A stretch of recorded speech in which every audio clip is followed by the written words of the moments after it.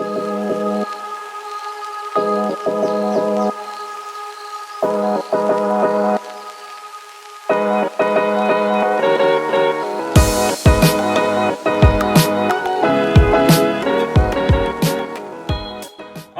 right. So we're ready for closing out a routine. Again, this is an agility and speed workout. It's supposed to, you're supposed to be able to get done with this 45 minutes or so. I'm sure I could break down the time exactly between rest, give or take. This isn't supposed to be some big long thing that you have to drool through or gruel through. So the next piece, again, is going to focus on that shadow boxing routine, right? So the first element is we want to do 10 of each sequence in a row, but not as a sequence, just 10 of each, right?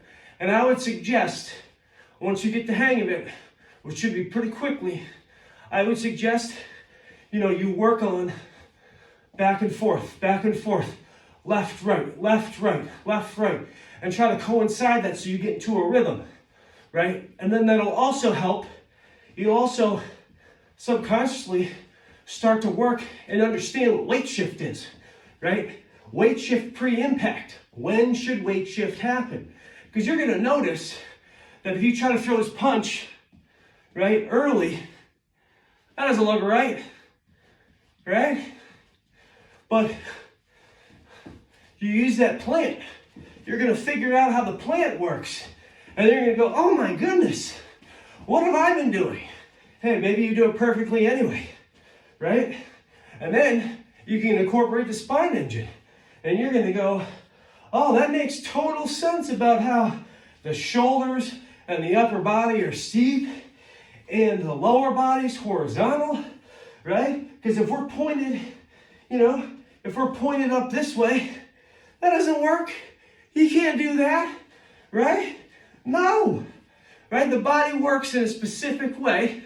If you try to fight that specific way, it's not gonna gain you the results that you want. So anyway, here's what we're gonna do, right? By shifting the weight back and forth, right? And before you get impact, before you strike your blow, you're planting, right? You're not planting early and leaning, right? Because let's say we plant early in the golf swing, right? We're right side loaded. So we're here, all of a sudden we plant early, where's there to go? Nowhere, right into the ground. So your low point's gonna be right into the ball or behind it, right? Similar, right? Let's say we leave our weight on the lead side. What happens, right? Same thing, nowhere to go.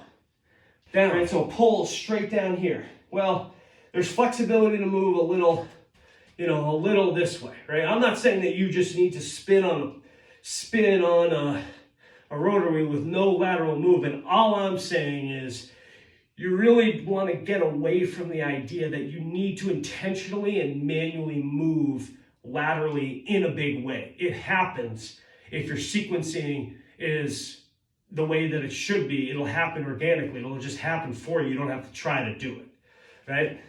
So anyway, if we have that pull, or if we have, we're in our box, right? And this really has to do with lower body work, right? So I planted. Now, I think what a lot of people end up doing, especially when they have a flat turn up top, is they will come forward, right?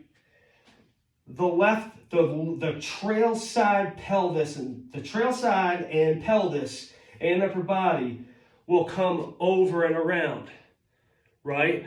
So that in the golf swing is way over the top, right? That's not good. We don't want that, right?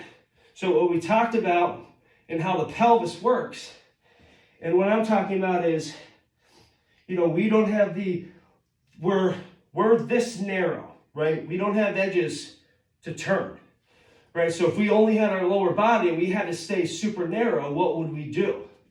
Well, You can still plant, right? My left leg is still flexed. And the trail side would have to, what would it have to do?